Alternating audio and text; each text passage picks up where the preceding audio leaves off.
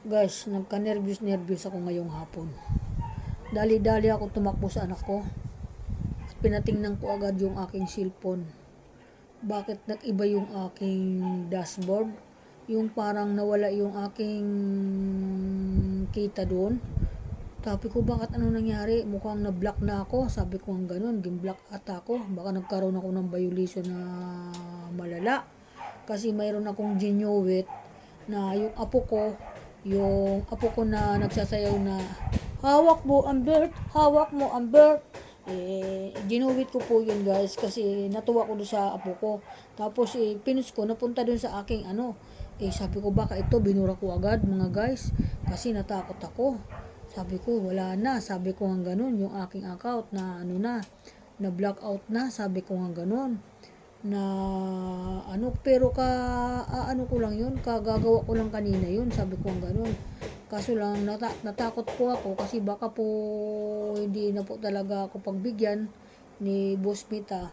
Kaya binura ko po yung video agad noon. Hindi pala yun ang dahilan. Nung hinanap yung anak ko kung saan na yung aking earning, nandun pala sa kabila, nilipat na naman.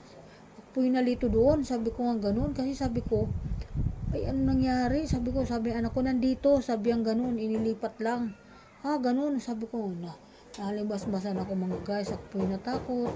Kasi sabi ko sabi ko ang ganun, baka wala na ako matanggap sa aking Facebook na blessing. Yun ba yung iniisip ko, paano na pangluho ko, di ba? Kaya hindi ko naman pwede asahan yung budget ko sa aking anak. Kaya nag-alala po ako. Kaya guys, ingat na lang po tayo sa ating mga accounts kasi minsan po nag-iiba-iba po yung natin, naglilipat-lipat. Kaya guys, sa akin sa buong buhay ko mula nung nag-umpisa ako mag-content creator, ngayon lang po ako ninervyos. Sabi ko hindi po ako ninervyos, akin lang naman, okay lang ako, kaso lang sabi ko libangan ko lang naman to, sabi ko nga ganon. Kaso lang po, malulungkot po ako kapag nawala na ako ng ganyan na account. Ibig sabihin, baka hindi na ako pagbigyan, hindi na ako mag-content, bawalin ba, ganun. Yun po yung kinakatakutan ko. Wala naman po problema yung tungkol po sa kasi ako ay nagpapasalamat na lang ako sa Panginoon dahil kahit paano nakakatanggap ako ng blessing dito kay boss natin. Kaya yan mga guys. Kaya hindi na po ako nabalik na po yung kabado ko. Ninervyos ako, sabi ko gano'n. Ninervyos pala ako pag gano'n. Pero dati baliwala sa akin yung ganyan-ganyan. Mas malala ang napagdaanan ko nung mga nakaraan nung araw na nagagalit yung anak ko kasi bata daw ako nagkakaroon ng mga violation, ginagawa ko daw yung bawal.